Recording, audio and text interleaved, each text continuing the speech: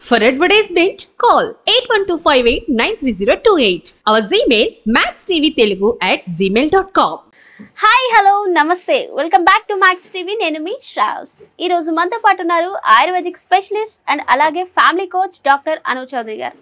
మరి మేడంతో మాట్లాడి మనకున్న డౌట్స్ని ఈరోజు వీడియోలో తెలుసుకుందాం. నమస్తే మేడం. నమస్తే శ్రావ్య. మేడం, ఈరోజు మనం మాట్లాడబోయే టాపిక్ కొలెస్ట్రాల్. అసలు సన్నంగా ఉన్నవారైనా లావుగా ఉన్నవారైనా జంక్ ఫుడ్ ఎక్కువ తినడం వల్ల కొలెస్ట్రాల్ అనేది ఎక్కువగా పెరుగుతుంది. కానీ లావుగా ఉన్న వాళ్ళలో కంటే సన్నంగా ఉన్న వాళ్ళలోనే ఎక్కువ కొలెస్ట్రాల్ ఉంటుంది మేడం ఈ మధ్య నేను చూసినంత వరకు. సో అసలు వాళ్ళలోనే ఎందుకు ఎక్కువ కొలెస్ట్రాల్ ఉంటుంది మేడం? అంటే సన్నంగా ఉన్న వాళ్ళు ఎంత తిన్నా సరే లావు అవ్వరు అని వాళ్ళు ఇంకా ఎక్కువ ఫుడ్ తింటారు కదా బయట. సో దానివల్ల కొలెస్ట్రాల్ లెవెల్స్ అనేవి పెరిగిపోతున్నాయి. సో అసలు కొలెస్ట్రాల్ లెవెల్ని తగ్గించాలంటే ఏం చేయాలి మేడం?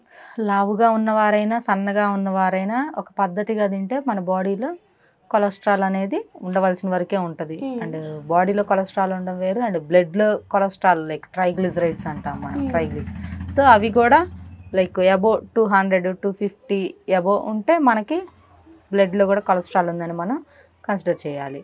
సో అలాంటప్పుడు మనం చేయాల్సింది ఏంటి అంటే, కొలెస్ట్రాల్ అనేది మన బాడీకి అవసరం, గుడ్ ఫ్యాట్స్ అనేవి చాలా అవసరం. అవి ఉంటేనే మనం హెల్తీగా ఉండగలం, స్కిన్ గ్లోగా ఉంటుంది, మన బాడీలో పార్ట్స్ కూడా చూడడానికి కరెక్ట్గా ఉంటాయి, మెయిన్లీ లేడీస్లో. సో అయితే ఆ కొలెస్ట్రాల్ ఏదైతే ఉంటుందో మనం మంచిది తీసుకుంటే నో ప్రాబ్లం, బట్ అలా కాకుండా ఎక్కువగా బ్యాడ్ కొలెస్ట్రాల్స్ తీసుకుంటాం లైక్ జంక్ ఫుడ్స్, వాటి వల్ల ఇది వచ్చే ఛాన్స్ ఉంటుంది. అండ్ కొంతమంది హెవీగా నాన్ వెజ్ తింటారు, సో హెవీగా తిన్నావు కూడా ఈ ట్రైగ్లిజ్ పెరిగే ఛాన్స్ అనేది ఉంది.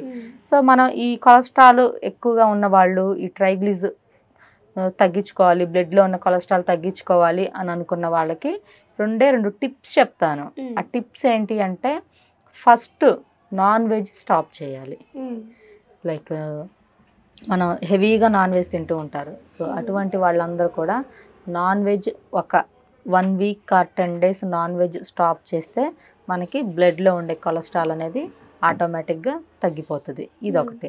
అండ్ ఇంకొకటి వచ్చేసి ఆయిల్స్ అనేవి చెత్త ఆయిల్స్ అన్నీ వాడకుండా ఓన్లీ ఫుడ్ ప్రిపరేషన్కి, కర్రీ ప్రిపరేషన్కి ఆలివ్ ఆయిల్ యూజ్ చేస్తే చాలు, మనకి ట్రైగ్లిజరైడ్స్ అనేవి కరెక్ట్గా ఉంటాయి.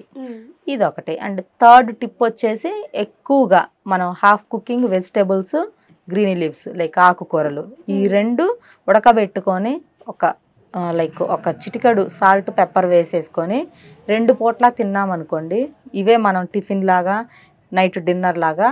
సో వీటి వల్ల కూడా మనకి బాడీలో ఉండే బ్యాడ్ కొలెస్ట్రాల్ అనేది ఆల్మోస్ట్ 90% కంట్రోల్ అయ్యి గుడ్ ఫ్యాట్స్ వస్తాయి. సో ఈ విధంగా ఇటువంటి లైఫ్ స్టైల్ని అలవాటు చేసుకుంటే చాలు. అంటే మేడం, వాళ్ళకి అంటే ఈ కొలెస్ట్రాల్ లెవెల్స్ ఈ స్టేజ్లో ఉన్నాయి అని ఏదైనా టెస్ట్ చేసుకుంటే గానీ తెలియదు కదా మేడం వాళ్ళకి. సో మరి కొలెస్ట్రాల్ లెవెల్స్ ఎక్కువగా ఉంటే ఏమైనా ప్రాబ్లమా మేడం? ఇంకేమైనా సైడ్ ఎఫెక్ట్స్ ఏమైనా వస్తాయా? సైడ్ ఎఫెక్ట్స్ అనేది ఖచ్చితంగా ఉంటాయి. మనకి బాడీలో కొలెస్ట్రాల్ లెవెల్ హెవీగా ఉన్న, అది కూడా బ్యాడ్ కొలెస్ట్రాల్ హెవీగా ఉంటే మనం ఎక్కువ దూరం వాక్ చేయలేము.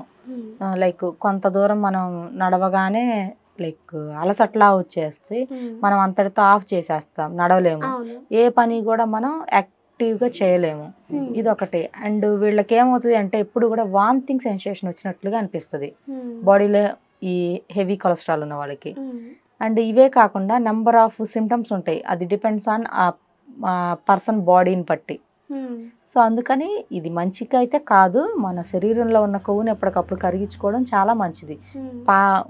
లైక్ పాత కొవ్వుని మనం కరిగిస్తూ ఉండాలి, అండ్ కొత్త కొవ్వు మనకి యాడ్ అవుతూ ఉండాలి. సో అప్పుడే మన స్కిన్ కానీ బాడీ కానీ యాక్టివ్గా ఉంటుంది.